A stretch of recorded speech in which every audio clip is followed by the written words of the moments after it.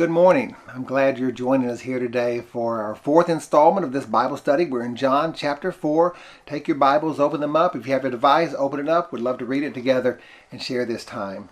Two stories in this chapter. The second one we're not going to talk about, but I encourage you to read it. It's a story of a miracle that Jesus performed when he heals this man's son. John calls it another sign that Jesus did, testifying to who he was, the authority that he had. But the first part of this chapter is this long story about Jesus meeting up with this Samaritan woman. According to the Jews, she was a half-breed, not a real Jew. She didn't believe in the full nature of the scriptures, only the Torah. She probably knew very little about what God wanted from her. So when Jesus came to this town, the disciples went in for food and he stayed out by the well. She came out to fill her buckets of water and he said, "Would you give me something to drink?" The woman, surprised by that. Why is this Jewish man asking me for something to drink? Not sure if she didn't trust him or she feared he didn't trust her. Either way, she was skittish about it. And that's when Jesus said, if you only knew who you were talking to, you would have asked him for living water and he would have given it to you. It's amazing, isn't it? This woman sits across the well from a stranger, a Jewish man, maybe one she had little respect for. Little did she know that the Messiah is there in her presence. God's Son is there among her.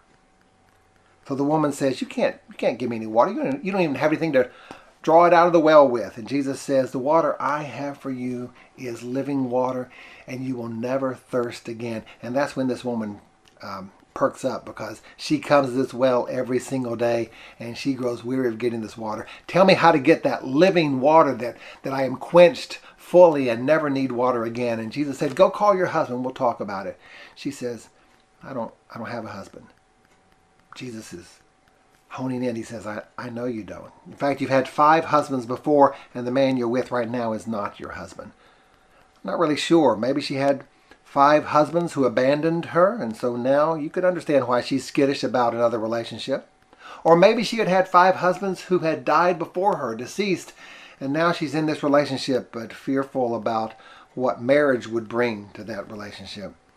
Either way, one thing we know, she is spiritually parched. She's been hurt and beaten down by life enough, and she is just parched, needing living water. So when Jesus comes and says, I have living water for you, and she knows that she needs that so desperately, what do you think she asks? She says, let me ask you a question. You Jews say you need to worship down in Jerusalem, and we say up here on this mountain. Which one is right? I find it interesting, the questions people ask God when they're seeking a closer relationship with him. Oftentimes about process or about liturgy or about style. When Jesus says, that's not the question you need answered right now. You don't need to know where to worship. You need to know who to worship and how to worship. Jesus says the worshipers that I want worship with spirit and in truth. This is what I want from people. It's not a matter of what mountain you go to right now. Your question is, who do you worship and how do you worship? The woman said, well, when the Messiah comes, he'll explain it all to me. And Jesus says, I am he. Interesting. Apparently, from all the gospel stories, this is the first time Jesus admits to being the Messiah. And it's to a half-breed Samaritan woman in a tucked-away village north of Jerusalem. Are you spiritually parched?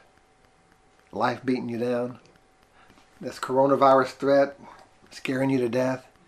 Wondering how God's going to handle this, deal with us, protect us in this? Jesus says, I've got living water for you. I've got water that can quench the deepest, driest, most parched parts of your soul if you'll only come to me and accept it. I hope you'll be reading through this chapter. Share some of the thoughts that you had. Maybe a favorite verse, maybe an insight or a question. I'd love to hear them on our Facebook group, and we always respond to them. So join in that discussion. Talk to you later.